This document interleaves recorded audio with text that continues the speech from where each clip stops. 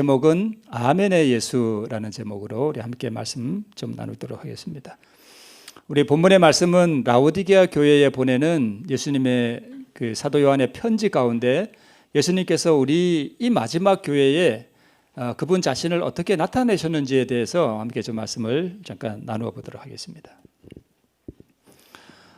저기 파란 부분은 바다고요, 지중해고 제가 지도를 참 좋아합니다.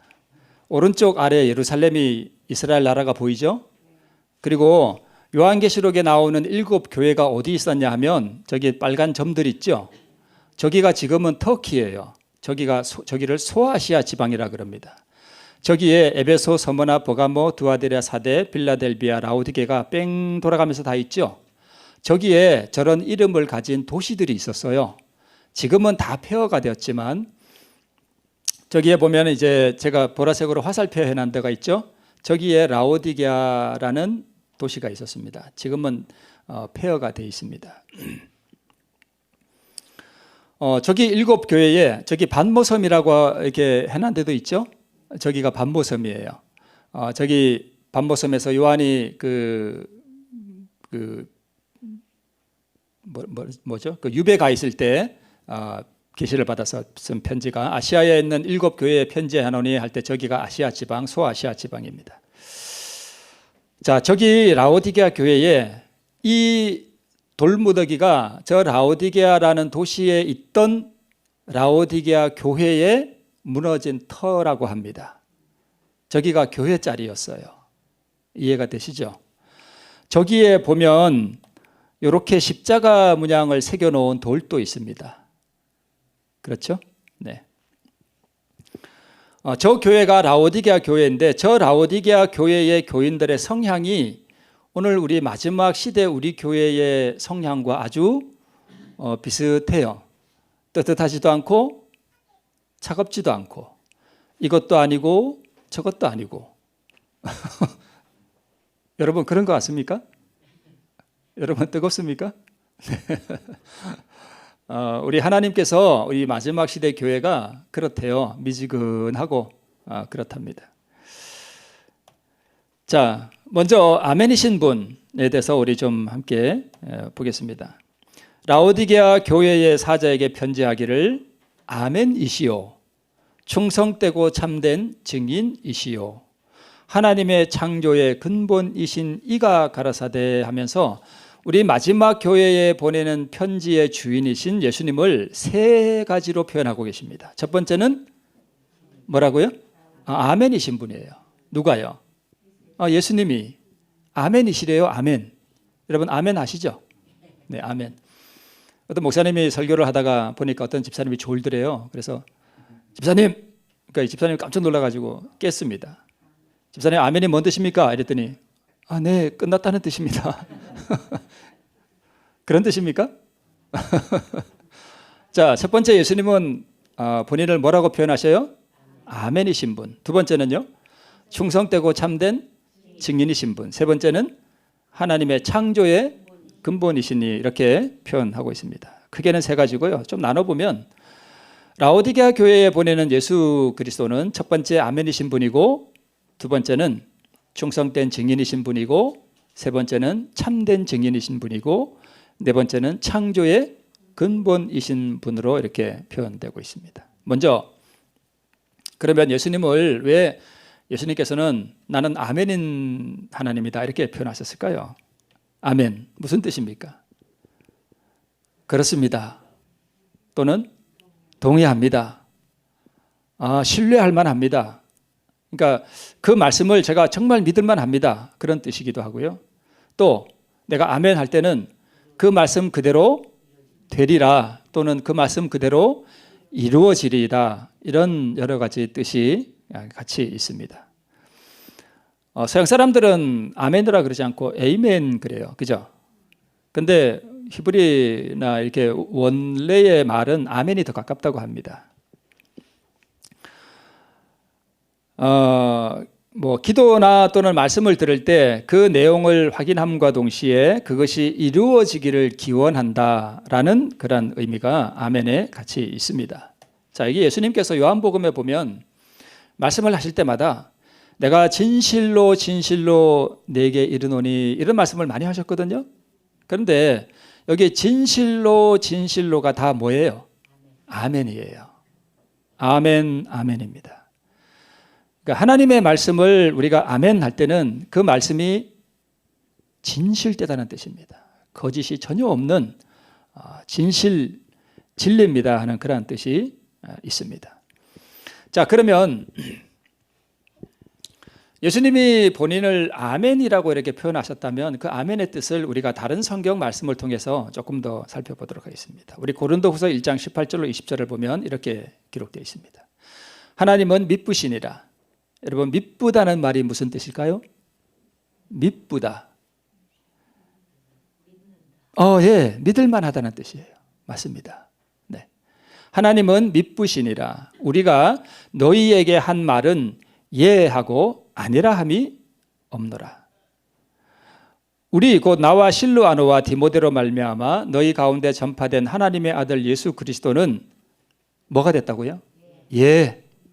예하고 아니라 함이 되지 아니하였으니 저에게는 예만 되었느니라. 하나님의 약속은 얼마든지 그리스도 안에서 뭐가 된다고요? 네. 그런즉 그로 말미암아 우리가 아멘하여 하나님께 영광을 돌리게 되느니라. 여기 보니까 아멘하고 뭐하고 같은 것 같아요. 예, 맞아요. 예하고 아멘은 같은 의미라는 것입니다. 그렇죠? 그러니까 하나님께서 우리에게 말씀을 하실 때 우리는 다 우리 한국말로 하면은 무슨 뜻이에요? 네.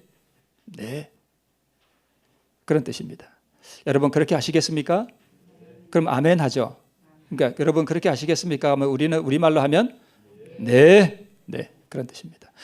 그리고 다른 말로 예수님은 아버지 하나님께서 말씀하시면 무조건 뭐라 했다는 거예요? 네. 아버지 하나님이 말씀하시는데 예수님이 아니요. 이렇게 하신 적이 없다는 것입니다. 예수님은 무조건 아버지 하나님 앞에 순종하는 아들이 되어서 모든 말씀에 다 네, 이렇게 했다는 것입니다. 그게 아멘이라는 말씀의 의미입니다. 언제나 하셨다는 것입니다. 이건 그냥 그림인데요. 예수님께서 무덤에 이렇게 누워 계시는 모습을 이렇게 그린 그림인데 사실은 이게 세마포로 쌌거든요. 근데 이제 이거는 나체로 그냥 이렇게 그린 그림인데 창에 찔린 상처도 보이고 멍도 들은 것 같고요. 그다음에 손은 피가 다 빠져나갔는지 시퍼렇게 지금 되어 있고 초점 없는 눈은 이분이 실제로 죽으셨다는 것을 우리에게 보여주고 발에도 그 못자국이 그대로 있습니다. 우리 같은 죄 많은 인생들의 입에서 언급하기에는 너무나 거룩한 십자가입니다. 그렇죠? 저는 가끔 그런 걸 느껴요. 십자가라든가 예수님의 어떤 그런 사랑을 이렇게 언급할 때는 제가 참 너무 그런 걸 언급하기에는 너무 부족하고 더럽다는 생각이 많이 들어요. 예수님이 왜 저렇게 되셨나 하면 오직 아버지 앞에 뭐라고 했기 때문에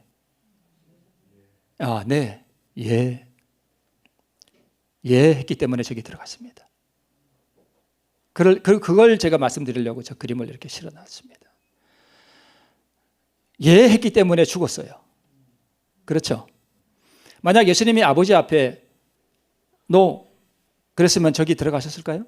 안 들어가셨습니다. 그분은 죽지 않으셨을 것이고 그 대신 우리는 다 어떻게 됐을까요? 우리는 오늘 여기서 예배 못 드립니다. 그죠?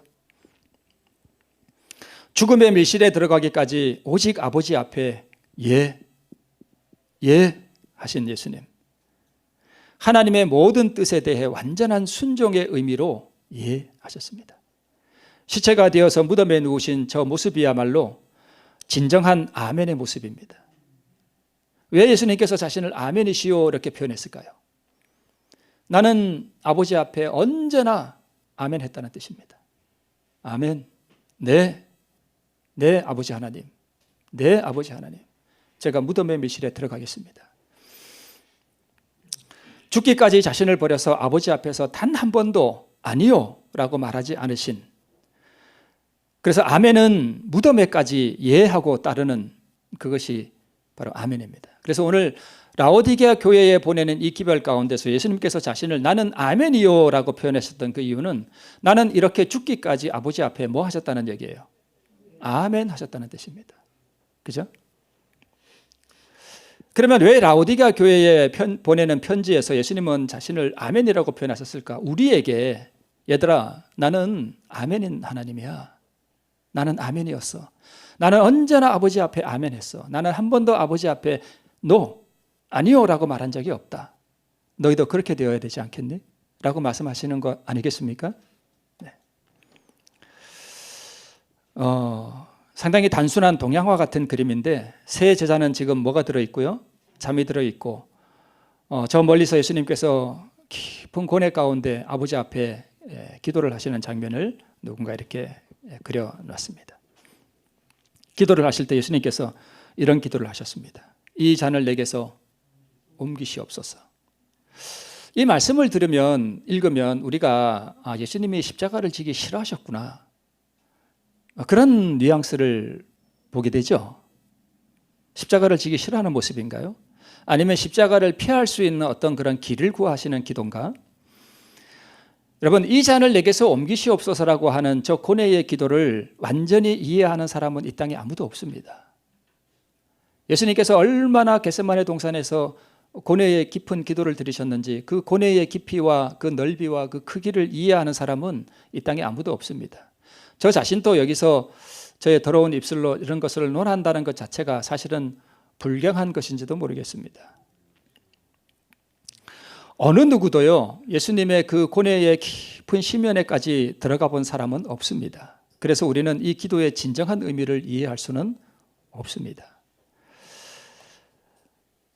이 잔을 내게서 옮기시옵소서라고 이 차가운 땅바닥에 엎드려서 고뇌의 기도를 드리시던 그 예수님의 모습을 우리가 혹시 십자가를 지기 싫어하는 예수님의 모습으로 오해하지 않는지는 모르겠습니다. 그러나 여러분 이 잔을 내게서 옮기시옵소서라고 하는 그 기도는 이제 앞으로 아버지 하나님과 영원히 분리되는 그 경험 가운데로 들어가셔서 실제로 아버지 하나님과 영원히 분리되는 것을 느끼는 예수님의 그 인성이 그것이 얼마나 두려운 것인지를 느꼈을 때 오는 그 고뇌의 부르짖음이었습니다. 그러니까 아버지 하나님과 영원히 분리되기를 싫어하는 아버지 하나님과 떨어지기를 싫어하는 그 예수님의 그 인성이 두려움에 떠는 그 모습을 이렇게 표현하신 것으로 보입니다. 이 땅에서요 수십억 수백억의 사람이 이 땅에 살다 갔지만 그리고 살고 있지만 아버지 하나님과 영원히 분리되는 것이 얼마나 두렵고 무서운 것인지를 경험해 본 사람은 아무도 없습니다. 오직 누구만이 경험해 보셨어요? 예수님만이 경험해 보셨어요. 그래서 그 두려움이 얼마나 큰지를 아무도 모릅니다. 언제 이것을 느끼는가 하면 구원받지 못한 사람들이 세 번째 예수님이 이 땅에 오셨을 때 영원히 멸망받아야 될 때 그때 약간 느껴요. 그들이 느끼는 것보다 더 큰 고뇌를 예수님은 느꼈기 때문에 이 고뇌를 지금 경험해 본 사람은 아무도 없습니다. 이 잔을 내게서 옮기시옵소서. 그 다음에 무슨 말이 나오는가 하면 그러나라고 나옵니다. 그러나. 여러분 이 그러나가 우리 그리스도인 삶에 있어서 상당히 중요한 단어입니다.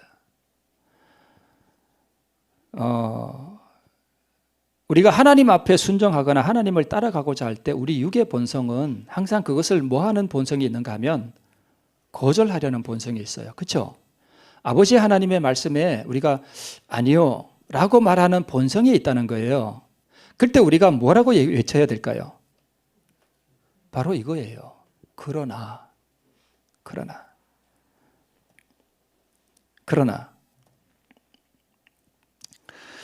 아버지와의 분리를 느끼는 그 고통의 심연에서 예수님의 인성이 떨었습니다. 이 인성이 이 고통을 굉장히 두려워했습니다. 그러나는 이 과정에서 처절하게 자기를 부인하는 말씀이었습니다. 그게 뭐라고요? 그러나 이 잔을 내게서 옮기시옵소서. 그러나 우리의 연약한 인성을 고백한 후에도 우리도 뭐가 있어야 되는가 하면 그러나가 있어야 됩니다. 하나님 아버지, 정말 저 이거 하기 싫습니다. 그 꼴보기 싫은 인간에게 가서 내가 잘못했다고 고백하는 거 정말 싫습니다. 아버지, 우리 그런 거 있잖아요. 아버지, 저 이거 정말 싫습니다. 본성이 그걸 싫어하는 그게 있잖아요. 그죠? 그때 우리가 뭐라고 외쳐야 될까요? 그러나 제가 그렇게 하겠습니다. 그게 믿음입니다. 그러나 제가 그렇게 하겠습니다. 그는 우리를 위하여 자신을 뭐하사? 버리사 향기로운 제물과 생축으로 하나님께 자신을 드리셨느니라. 제가 드리는 거 참 많이 말씀드렸죠. 예, 자기를 버리사 하나님께 드리셨습니다. 이분은 누구시냐 하면 만해 한용운이라는 사람인데요. 혹시 들어보셨죠? 혹시 들어보신 분이 계실 겁니다. 1879년에 태어나셔서 해방되기 그 전해 6월달인가 아마 그때 돌아가셨습니다. 충남 홍성 출신이고요. 독립운동가입니다. 그리고 종교는 불교인이에요. 아주 투철한 불교인입니다. 1962년에 건국훈장을 받았습니다. 이분이 쓴 시가 여러 개 있는데 이분이 쓴 시 중에 이런 시가 있어요. 제목은 복종입니다. 남들은 자유를 사랑한다지만 나는 뭘 좋아해요? 나는 복종을 좋아하여요. 자유를 모르는 것은 아니지만 당신에게는 뭐만 하고 싶어요? 복종만 하고 싶어요. 복종하고 싶은데 복종하는 것은 아름다운 자유보다도 달콤합니다. 이것이 나의 행복입니다. 복종하는 게 뭐라고요? 행복이래요. 그러나 당신이 나더러 다른 사람을 복종하라면 그것만은 복종할 수가 없습니다. 다른 사람을 복종하려면 당신에게 복종할 수가 없는 까닭입니다. 그러므로 당신이 가신 뒤에 떠난 근심보다 뉘우치는 눈물이 많습니다. 여기에서 말하는 복종하고 싶은 당신은 누굴까요? 예수님요? 집사님 저보다 좀 앞서가셨어요. 적용하면 그래요. 그죠? 틀린 건 아닙니다. 이 한용운 선생이 독립운동가였잖아요. 그러면 이 당신은 누굴까요? 조국. 네. 주권을 잃어버린 나의 조국 대한민국이었습니다. 이분이 누구에게 복종하고 싶은 거예요? 조국에게 자기를 다 복종하고 싶은 거예요. 그죠? 다른 사람을 복종하려면 당신에게 복종할 수가 없는 까닭입니다 할 때 다른 사람은 누굴까요? 일제겠죠. 그죠? 네. 자, 여러분, 내가 복종하고 싶어서 이렇게 남에게 어떤 대상에게 내가 사랑하는 대상에게 복종하는 것은 쉬워요, 어려워요? 굉장히 쉬워요. 그죠? 내가 복종하고 싶은데 복종하는 거. 그거는 정말 달콤하고 행복한 거예요. 그죠? 네.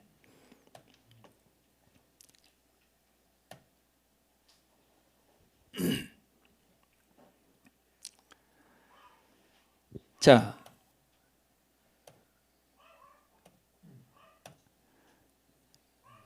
예수님은 그러나 나의 원대로 마옵시고 이렇게 말씀하셨습니다. 나의 원대로 마옵시고. 한용운 선생은 뭐라고 얘기해요? 나는 복종을 좋아해요. 여러분, 나의 원, 내가 원하는 것, 이것을 우리에게 적용했을 때 우리의 죄된 본성이 요구하는 것을 말합니다. 그렇죠? 복종하기를 좋아하는 본성, 그것을 우리는 의라고 불러요. 정말 의를 소유한 사람의 본성 가운데는 어떤 본성이 생기는가 하면 하나님 앞에 진정으로 복종하고 예 하고 아멘 하고 따라가고 싶은 그런 본성이 하나 생겨요. 회심한 사람에게는 나의 원과 복종하기를 좋아하는 본성이 함께 공존합니다. 아버지의 뜻대로 하옵소서. 이것이 아멘이라는 뜻이 아니겠어요?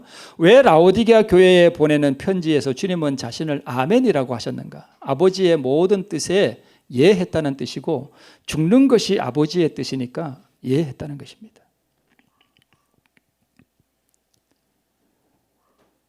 한용운 선생은 복종하고 싶은데 복종하는 것은 정말 행복한 거라 그랬습니다. 그런데 여러분, 우리가 하나님 앞에 복종하는 것이 정말 그렇게 행복한가요? 아멘입니까? 네.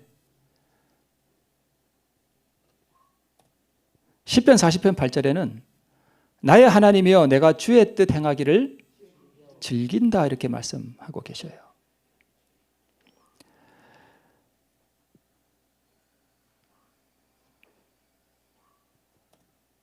두 번째, 참되고 충성되고 참된 증인이신 분에 대해서 우리 잠깐 한번 또 보겠습니다.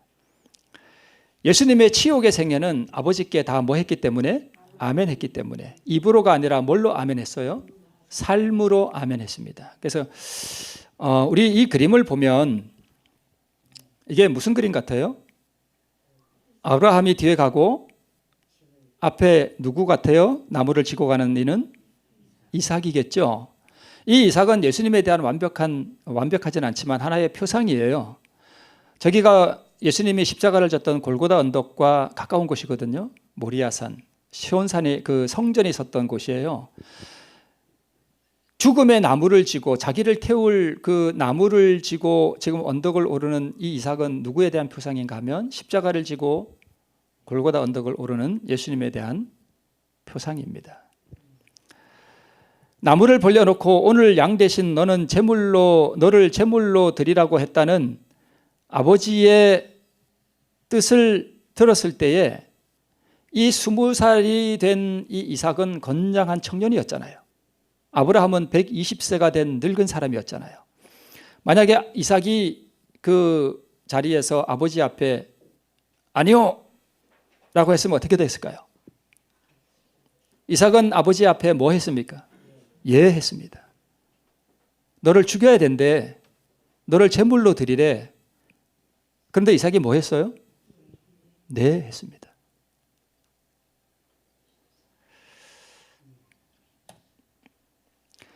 내가 온전히 복종하고 주님 앞에 죽으면 나로 인해 내 가족이 살고 내 교회가 살고 내 민족이 살고 죄로 말미암아 도탄에 빠진 내 형제와 자매들이 삶을 얻게 됩니다. 누가 온전히 복종하면요?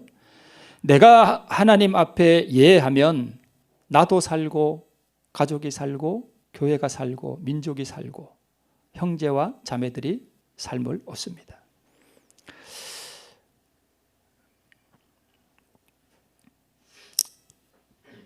이 그림은 무슨 그림이냐 하면 저기 무릎을 꿇고 있는 이는 느헤미야입니다.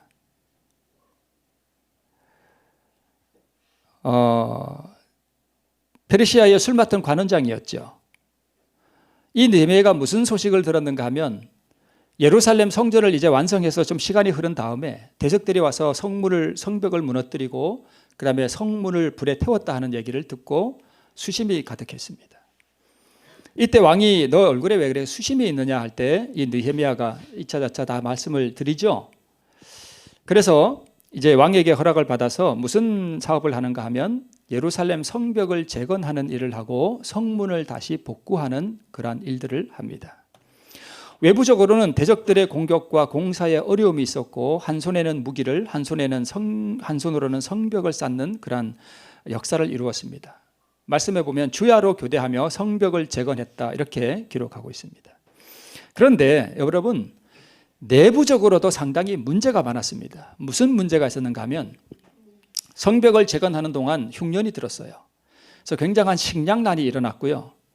그 다음에 세금을 내야 했는데 이 가난한 사람들이 세금을 낼 수 없으니까 부자들에게 토지를 저당 잡히고 자기 자녀들을 저당 잡혔습니다.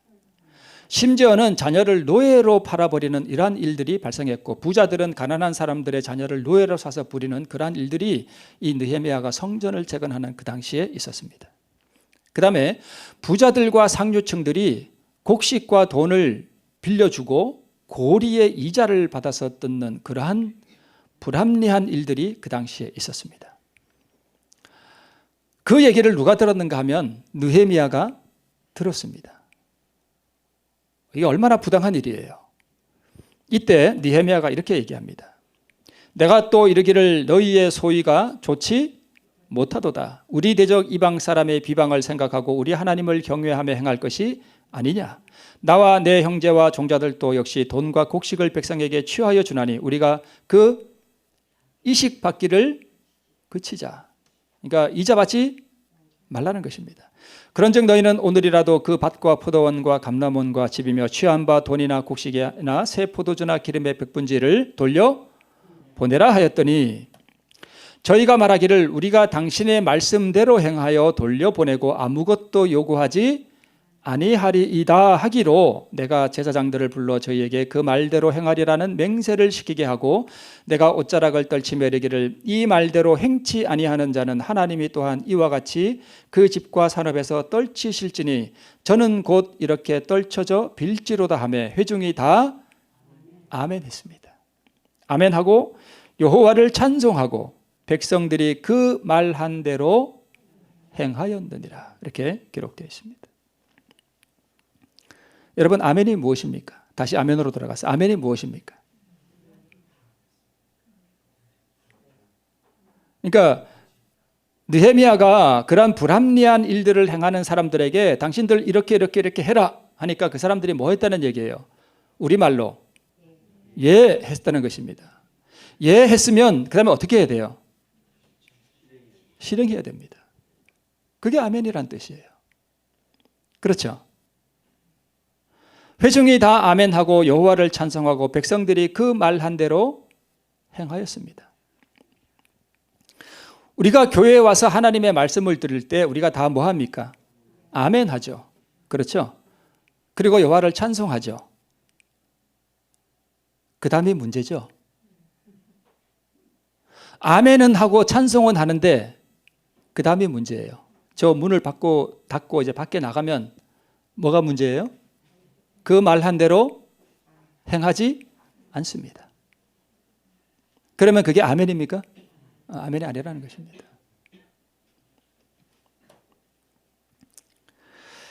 자, 창조의 근본이시니라고 또 말씀하고 있습니다. 자, 이것은 제가 언제 한번 말씀드렸던 거죠. 자, 우리 창세기 1장 7절로 30절에 보면 제가 언제 한번 말씀을 드렸죠. 창세기 1장에는 믿음으로 말미암는 의에 가장 근본적인 핵심이 거기 들어있다 그랬습니다. 그렇죠?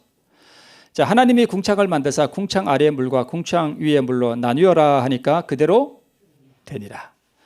묻이 드러나라 하심에 그대로 되니라. 씨가 진 열매 맺는 과목을 내라 하시니까 그대로 되니라. 땅에 비치라 하시고 그대로 되니라. 종류대로 내라 하시니까 그대로 되니라. 내가 모든 푸른 풀을 식물로 주노라 하시니 그대로 되니라. 여기 이 말씀과 회중이 다 아멘하고 여호와를 찬송하고 백성들이 그 말한 대로 행하였느니라와 무엇이 비슷한 게 있죠? 뭐가 비슷해요? 그 말한 대로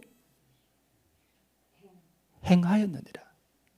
그 말한 대로 된 거죠. 그대로 됐죠. 그게 믿음이에요. 아멘하고 찬송하고 저 문을 열고 나가서 그 말씀대로 하면 그게 뭐라고요? 믿음이라고요. 그러니까 믿음은 어디에만 있는 게 아니에요? 교회 안에만 있는 게 아니라 밖에 나가서까지 아멘입니다. 실천하는 게 그게 아멘이라는 것입니다. 보세요. 그 말한 대로 행하였느니라와 그대로 되니라. 그렇죠? 같은 거죠? 네, 같은 거예요. 그러니까 예수님이 아멘하고 이렇게 다 행하신 것은 우리에게 믿음이 무엇인지에 대한 하나의 모본을 보여주신 것이죠. 그렇죠? 네. 한용운이 복종하고 싶어 했던 그 당시는 바로 조국입니다. 그래서 복종하고 싶은 아멘은 쉬워요? 어려워요? 쉬워요. 그러나의 아멘은 쉬워요? 어려워요? 어렵습니다. 그러나 하고 아멘한 뒤에는 평안과 안식과 의가 있다는 것을 우리가 알 수 있습니다. 자, 여러분, 예수님께서 보여주신 그 기도, 나의 원대로 마옵시고 그러나 아버지의 뜻대로 하옵소서라고 하는 그 기도에는 두 가지가 있습니다. 하나는 한용운의 시처럼 내가 복종하고 싶은데 복종하는 것은 어쩌면 쉬울 수 있어요. 그렇죠?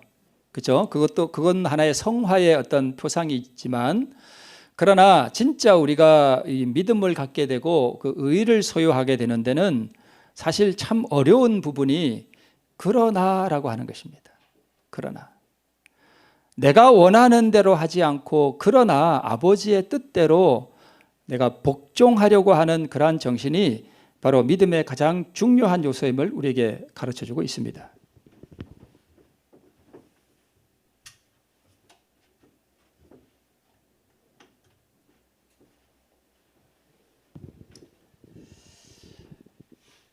자, 우리 말씀을 좀 이제 줄이면서요, 좀 이런 걸 말씀드리고 싶어요. 그리스도를 바라본다는 것이 무엇이냐? 그 말씀에 주어진 대로 그분의 생애를 연구하는 것을 의미하고, 점점 더 열렬히 그분과 같이 되어 보려고 애를 쓰는 것이 예수님을 바라본다는 말씀의 의미입니다. 자, 그런데 우리 고린도후서 4장에 있는 그 주의 말씀을 보면 이렇게 기록되어 있습니다. 한바탕 뭐가 있을 거라고요? 전쟁이 있을 거라고요. 왜냐하면 유혹하는 자가 그의 부하 중 한 사람을 잃고 있음을 알기 때문이다. 어떤 싸움은 사단이 직접 사용하기 위하여 강화시켜 온 속성들과 싸워야 한다. 이렇게 말씀하고 있습니다.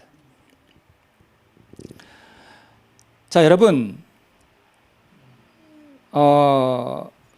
우리가 신앙생활을 이렇게 영위해 가면서 여러분 이런 노력을 해보신 적이 있습니까? 나는 정말 예수님을 한번 닮아보고 싶다라고 하는 그런 생각을 가지고 한번 애를 써본 적이 있습니까?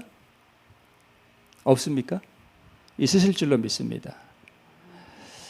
그러면 우리가 예수님을 내가 정말 닮아보고 예수님의 삶을 한번 따라가 보고 싶다라고 하는 그런 생각을 우리가 가진다면 우리가 예수님을 바라보게 되겠죠. 그분이 어떻게 살아갔는지, 어떤 삶을 사셨는지 우리가 연구를 하게 됩니다. 점점 더욱 열렬히 그분과 같이 되어 보려고 애를 쓴다. 이렇게 되어 있습니다. 많은 사람들이요, 증거의 말씀에 어떤 말씀이 있는가 하면 많은 사람들이 이렇게 신앙을 하면서 구원을 얻기를 바라지만 많은 사람들이 멸망을 당할 것이다 라고 하는 말씀이 있습니다. 오늘날 교회를 다니는 수많은 사람들 중에 구원을 얻기를 바라지만 구원을 얻지 못하는 사람들이 참 많을 것이라는 말씀입니다. 제가 여러분을 낙담시키기 위해 드리는 말씀이 아니라, 그렇다면 우리가 그런 사람은 왜 멸망을 받는가라고 하는 것을 우리가 아셔야 되겠죠. 그런 사람들은 왜 멸망을 받는가 하면, 무엇을 안 하는가 하면 이걸 안 해요. 예수님을 바라보고 그분의 생애를 연구하고 그분을 닮기 위해서 애를 쓰는 걸 안 합니다. 요걸 안 해요. 그냥 구원은 받고 싶어요. 그런데 예수님을 닮기 위하여 내가 애를 쓰고 뭔가 예수님을 닮기 위해 그럼 내가 어떻게 하면 예수님을 닮을 것인가를 배웠으면 그것을 밖에 가지고 나가서 나를 무너뜨리고 그것을 실천해보고 노력해보는 그러한 애를 쓰는 노력을 안 한다는 겁니다. 삶 속에서. 그러니까 그런 사람들의 구원은 그냥 막연한 거예요. 막연한 구원. 그런 믿음으로 우리가 하늘나라에 들어갈 수는 없다는 것입니다. 그러면 내가 예수님을 닮기 위하여, 아멘하기 위하여, 그분을 닮기 위하여 애를 쓸 때는 무엇이 따라오는가 하면 한바탕 뭐가 있을 것이다? 전쟁이 있을 것이라는 것을 우리에게 말씀하고 있습니다. 전쟁이 있어요. 꼭 내가 예수님을 따라가고 예수님을 만나고 예수님의 삶을 모방하고 예수님의 생애와 같은 그분의 생애를 살아보려고 애를 쓰면 꼭 어려운 일이 따라옵니다. 한바탕 전쟁이 있습니다. 이 전쟁에서 승리하셔야 돼요. 우리가 예수의 생애를 모방하는 것은 멀찍이 떨어져서 그를 바라봄으로 되는 것이 아니고 그분에 관해서 이야기하고 그분의 완전하심을 깊이 생각하고 취미를 우아하게 하고 품성을 고상하게 하려고 뭐함으로써 되는 것이다? 노력함으로써 되는 것이다. 목사님, 저번에는 그 예수님의 품성은 선물로 받는다 했는데 왜 또 무슨 노력을 해야 되나요? 이렇게 말씀하실 분이 계시죠?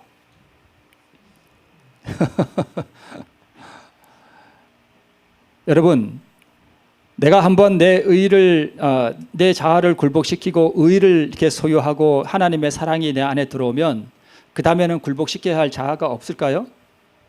아니요, 계속 있어요. 계속 있어요. 그러면 끊임없이 내 속에 올라오는 그것들과 더불어 그것을 하나님 앞에 내려놓기 위해서 애쓰고 투쟁하는 노력해보는 그러한 것이 없이 자아가 굴복이 될까요? 안 될까요? 안 됩니다. 여기서 말하는 이 노력은 의를 얻기 위해서 하는 노력이 아니라 나를 하나님 앞에 내려놓고 그러나라고 하는 그것을 하기 위한 그 노력을 말하는 거예요. 이렇게 노력해보고 시도해보지 않는 사람은 그것이 이루어질 수가 없다는 것입니다. 노력함으로써 되는 것이며 자꾸 시도해봄으로써 믿음으로 말미암는 의가 이렇게 함으로써 되는 것이구나. 그러면 내가 삶 속에서 이렇게 해봐야 되겠구나 라고 계속해서 노력해보고 실패하더라도 다시 해보고 또 넘어지더라도 다시 해보고 쓰러지더라도 다시 해보고 하는 그러한 자꾸만의 어떤 노력을 통해서 이것이 된다는 것입니다. 이것은 행위로 말미암는 의가 절대 아니에요. 믿음과 사랑으로 열렬하고 참을성 있는 노력으로서 완전하신 모본, 즉 예수님의 모습에 접근하려는 시도를 뭐함으로써 되는 거라고요?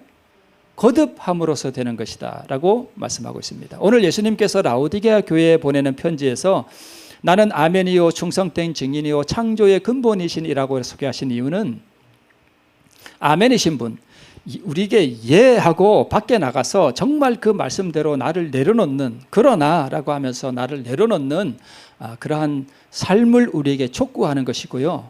두 번째는 충성되고 참된 증인이 되도록 우리를 부르시는 것입니다. 그렇게 함으로써 그리고 창조의 근본이신이라고 하는 것은 우리가 그렇게 할 때 주님께서 우리를 뭐 해주신다는 얘기냐 하면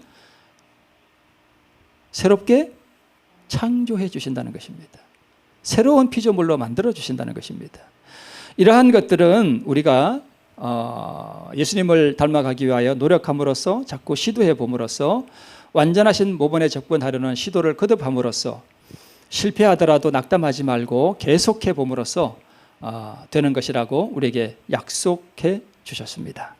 이러한 시도를 우리가 거듭해 봄으로써 우리 아멘이시오 충성된 증인이시오 창조의 근본이신 예수님을 닮아가고 그분이 우리 안에 들어오고 그분의 의를 소유하게 되는 우리 주천교 모든 성도님들 되시기를 바라면서 말씀을 마치겠습니다.